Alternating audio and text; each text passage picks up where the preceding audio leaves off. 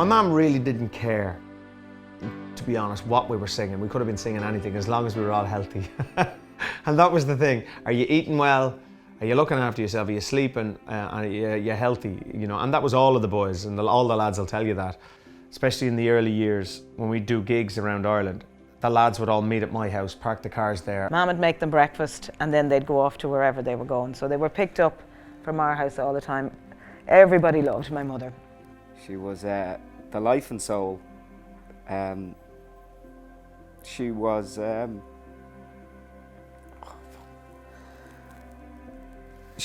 great. She was brilliant. She was fantastic. She was she had 5 kids. She had a different relationship with every single one of them, which was amazing. You know, you could tell her something, she would never tell the others. Oh, she was an amazing woman. I guess if you look back at the 5 of us and took each one of our best qualities, that was Mam. You know, Mum was a dreamer, and those dreams were not for herself, they were for her kids, her family. Mum's fear of hospitals and doctors was probably a fear that was handed down to her from her mother. She worried about her health. She thought she had everything. We used to joke about it. Mam was a hypochondriac. She'd have this, she'd have that, she'd have it all. She had this idea, and I think it was in her whole family, this thing of ignore it and it'll go away. Yeah, my brother Kieran called me and I was in a car on the way to the airport, Dublin airport, and he called me to give me the news, and I think I ignored it. I think I just denied it. I didn't want to know, because you don't believe those things when you hear them. I remember walking through the airport with Linda and said, Mum's not going to make my graduation, you know, and which was, you know, I guess, as I said, a realization when you know, come to it and realize that the end is near. But yeah, that's... I got the call from the hospital to say she'd taken a bad turn. I jumped in the car and I sped to the hospital, and I was minutes away from it. But none of us were there when Mam passed, and that's the way Mam wanted it. She sent my sister Linda off. No, I need new slippers, Linda, go and get me slippers. Now, I never left the hospital till Dad came in. And for some reason, I left at about 11:45 that day. Dad always was in around 12:15. And her last words to me was, "Oh, Lil, what would I do without you?" If she couldn't have all of her children, she didn't want any of them. My mum called the nurse in and she said, "Sit down there now, I want to tell you about my 5 wonderful children." And she passed away as she was talking to the nurse. They were her last words. She adored her children and we adored her.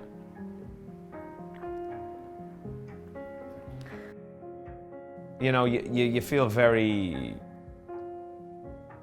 resentful, angry, all these different emotions.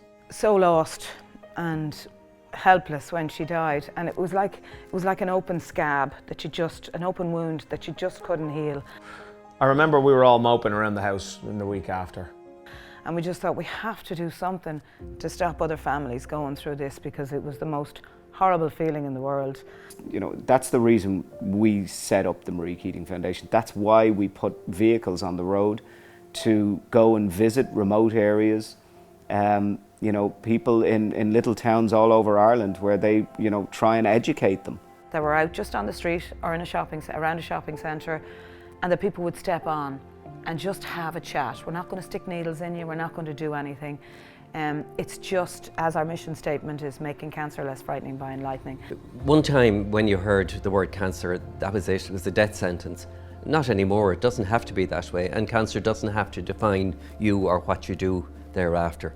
Marie Keating Foundation helped me to realise that you can move on from there and do other things and live your life to the full.